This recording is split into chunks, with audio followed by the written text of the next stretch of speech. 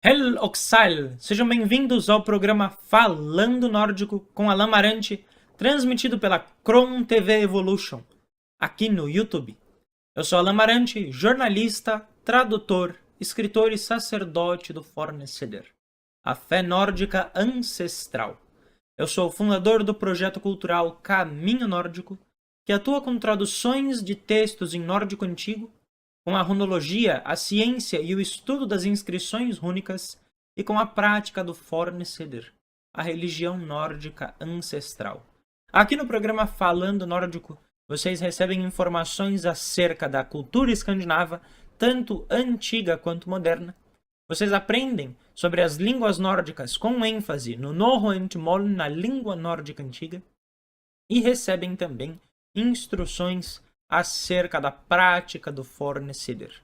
Este é o conteúdo que vocês encontram aqui no programa Falando Nórdico, transmitido sempre pela Kron TV, trazendo para vocês ciência, terapias integrativas e espiritualidade.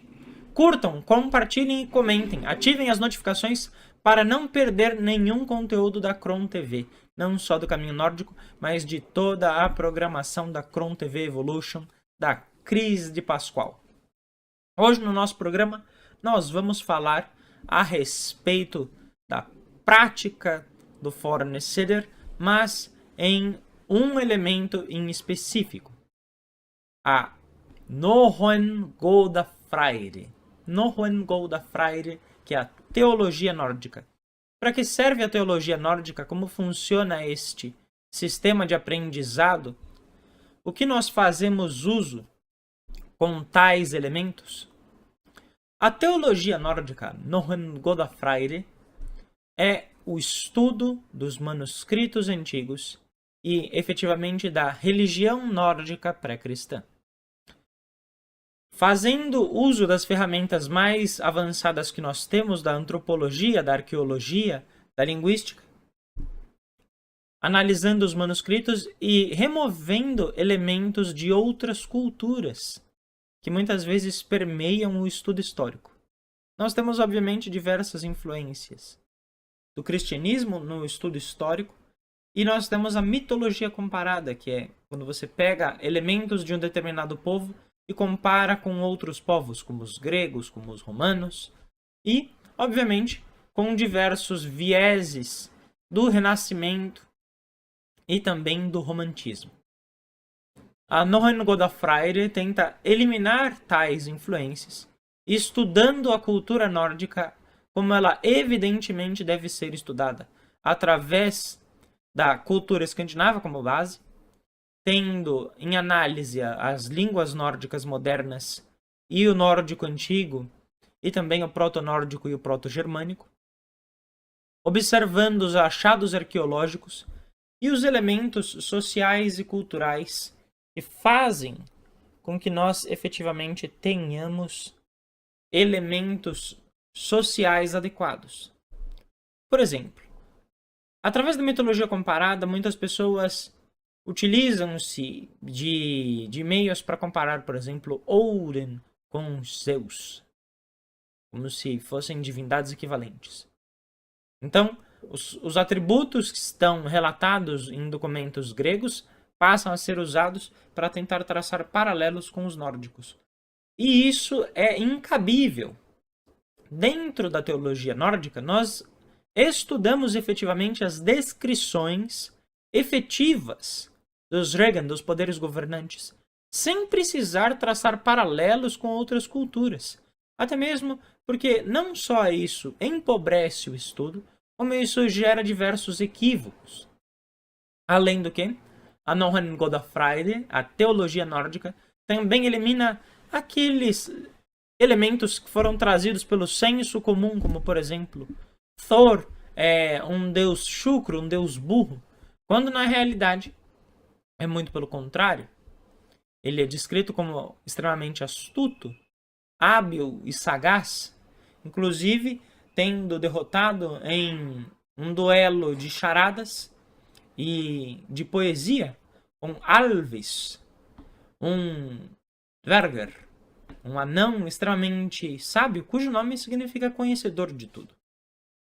Então, quando nós pegamos os elementos efetivos da história nórdica e analisamos eles com a devida clareza, lendo efetivamente os manuscritos, dando a atenção para a história e geografia nórdica, nós temos um conhecimento muito mais rico e verdadeiro.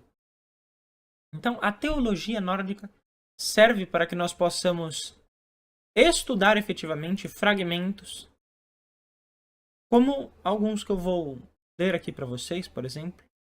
Um sobre Frigg.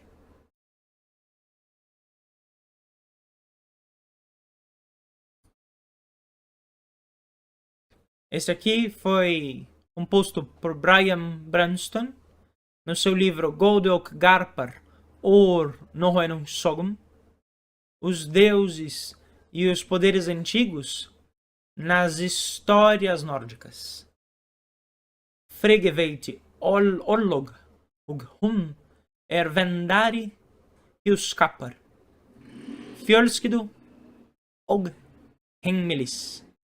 Frigga conhece o destino de todos, e ela é protetora do matrimônio, da família e do lar. Então, este é um fragmento de um livro, embora mais recente. Ele mantém a tradição da descrição dos poderes governantes, tal como é feito nos manuscritos antigos. E aqui ele fala que Frigg conhece o destino de todos os seres, ou seja, ela é extremamente poderosa e sábia, e ela protege os lares e matrimônios, e isso não faz dela uma divindade menos importante. Porque, dentro do senso comum, muitas pessoas pensam que divindades do lar são divindades minoritárias, quando na realidade, na cultura escandinava, o lar é o abrigo inviolável, o mais sagrado de todos os recintos. Então, quando uma divindade ela governa o lar, ela protege o lar e a família, ela com certeza é uma divindade de grande valia. Até mesmo porque os nórdicos não são uma sociedade individualista. Tanto os dinamarqueses, quanto os noruegueses, quanto os islandeses, quanto os suecos, são povos extremamente ligados à comunidade, ligados à família, ligados à preservação da sociedade. Desde as suas leis até mesmo as suas práticas sociais e culturais, eles visam efetivamente a manutenção da sociedade como um todo. E por isso, Frigg é também chamada de Drottning Ausåkusinja, a rainha soberana dos poderes incitadores e das forças divinas femininas. Então não tem como ela ser rebaixada a meramente uma deusa do lar e do matrimônio, porque isso é o senso comum. Quando nós pegamos, por exemplo, a outra divindade bastante conhecida, que é Tyr, as pessoas tentam reduzi-lo ao deus da guerra. E aqui. Han Kaladir Saiter Mana. Han Eike Kaladir Saiter Mana. Ele não é chamado de conciliador dos homens. Um fragmento da Snorraeda, porque muitas pessoas dizem, ele é o Deus da justiça, ele cessa os conflitos, ele traz os homens para a justiça. Na realidade, a divindade que representa a justiça entre os nórdicos, a lei dos homens, é Forseti. Tyr é efetivamente um arauto dos conflitos. Ele incita as disputas e faz com que efetivamente os homens tenham a coragem necessária para que eles enfrentem os seus inimigos. Então, chamá-lo de Deus da Justiça é, na realidade, errôneo, porque ele é uma divindade que traz o conflito. E, embora ele abençoe os guerreiros, e ele esteja, por exemplo, relacionado com algumas profissões, até mesmo modernas, como bombeiros e policiais, e também, obviamente, os soldados de guerra, ele não traz paz, e sim traz a força do conflito, e faz com que aquele conflito tenha um propósito nobre e ele gere efetivamente frutos. Então, quando as pessoas pedem para Tyr, para trazer os inimigos à justiça, pode ter absoluta certeza que a justiça de Tyr é por meio das armas. Então, você será envolto em grandes conflitos E se você não for corajoso nem hábil, você não será exitoso. Este é outro ponto crucial da Norrøn-Godafreyri, da teologia nórdica. O que efetivamente as divindades governam e como elas atuam. O que os povos antigos falavam a respeito delas, o que os achados arqueológicos nos revelam, quais eram os sacrifícios feitos, quais eram as ofertas que as pessoas faziam para tais poderes divinos. Então, através destes elementos, nós vamos desmistificando o senso comum, a mitologia nórdica, porque hoje já não se fala mais em mitologia nórdica, e sim em teologia nórdica. Nós estamos estudando manuscritos de um povo que existe até hoje. Os nórdicos que habitam hoje a Escandinávia, os suecos, os dinamarqueses, os noruegueses, eles são descendentes diretos dos povos antigos do século IX, do século X, que habitaram e ainda habitam tais terras. As pessoas descendem diretamente destes homens e mulheres que lutaram bravamente e transformaram a Escandinávia em um epicentro da Europa durante muitos séculos. Países extremamente poderosos, com exércitos grandiosos, de grandes feitos e domínios sobre o continente europeu. Então, o que nós temos hoje é efetivamente estes descendentes. Diversas vezes nós vemos as pessoas falando, que os nórdicos são literalmente descendentes dos vikings. E nós sabemos, os vikings não são uma nação, uma profissão, é um estereótipo, mas as pessoas descendem dos homens e mulheres nórdicos, dos noruegueses, dos dinamarqueses, dos suecos que habitaram aquelas terras no passado. Então, efetivamente, sim, eles são homens e mulheres que descendem de povos que ali vivem há mais de 3.000 anos e que durante a Era Viking, há mais de 1.000 anos atrás, dominaram a Europa com a sua astúcia, sabedoria e força. Então, as pessoas que hoje preservam a cultura escandinava, que habitam a península escandinava, efetivamente carregam a cultura nórdica consigo. Então, aqui eu estou abrindo este parêntese importante. Será que efetivamente nós estamos estudando os povos nórdicos como eles devem ser estudados? Será que nós estamos aprendendo efetivamente aquilo que é descrito nos textos antigos? Será que efetivamente nós estamos sendo respeitosos para com os descendentes destes povos tão poderosos e milenares? Será que efetivamente nós não estamos simplesmente pegando os nossos valores modernos e tentando transformar a cultura escandinava em algo moderno e ocidental? E é isso que nós vamos fazer aqui cada vez mais. Vou trazendo para vocês fragmentos de textos antigos para que nós possamos questionar. Será que efetivamente a cultura nórdica hoje não está sendo simplesmente transformada num produto cultural? Porque, como eu disse em vários programas aqui, e eu falo isso no Projeto Caminho Nórdico, nas nossas redes sociais, no Facebook, facebook.com/caminho nórdico e @caminho nórdico, o que é efetivamente a religião nórdica? O Fornesider, ele não é uma reconstrução de um passado. Ele é efetivamente a preservação da cultura, da língua, da religião nórdica, feita por diversos homens e mulheres que resistiram à cristianização e resistiram à globalização. São pessoas que preservam a sua cultura.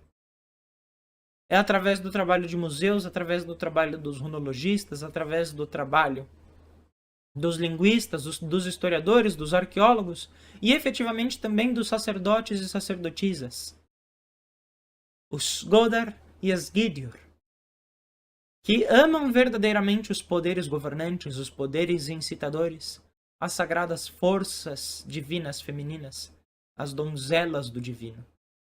São estes filhos de uma sagrada e antiga terra, que efetivamente se dedicam na preservação do Fornesider e da Norrøn-Godafreyri, porque é um estudo acadêmico, nós temos rigor técnico, nós lemos efetivamente fragmentos, os traduzimos e os trazemos para a análise.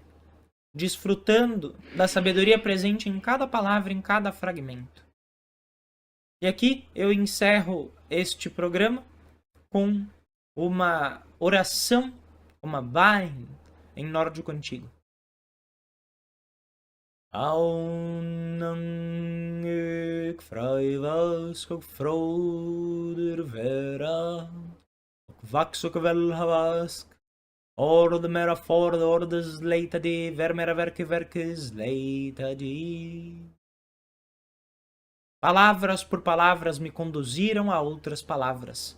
Proezas por proezas me conduziram a outras proezas. Este fragmento é um guia de conduta para todos nós, que possamos sempre buscar a melhor versão de nós mesmos. E que nós possamos entender que muitas vezes aquilo que nós sabemos sobre os povos nórdicos é uma modernização do conhecimento, uma comparação com outras culturas, e infelizmente isso empobrece demais. Mas o trabalho do caminho nórdico visa efetivamente trazer a sabedoria antiga e fazer com que vocês possam ter um contato legítimo com a cultura nórdica, sem precisar buscar isso na Escandinávia, embora claramente ir até os países nórdicos é uma experiência inigualável. Mas que nós saibamos, é possível aqui no Brasil preservar e entender a cultura nórdica. É isso que nós vamos fazer cada vez mais aqui no programa Falando Nórdico na Kron TV. Eu sou Alan Marante e vocês acompanharam o programa Falando Nórdico, um projeto da Cris de Pascoal, aqui no YouTube e também em diversas redes sociais. facebook.com/caminho nórdico, @caminho nórdico no Instagram. Ao Sahel.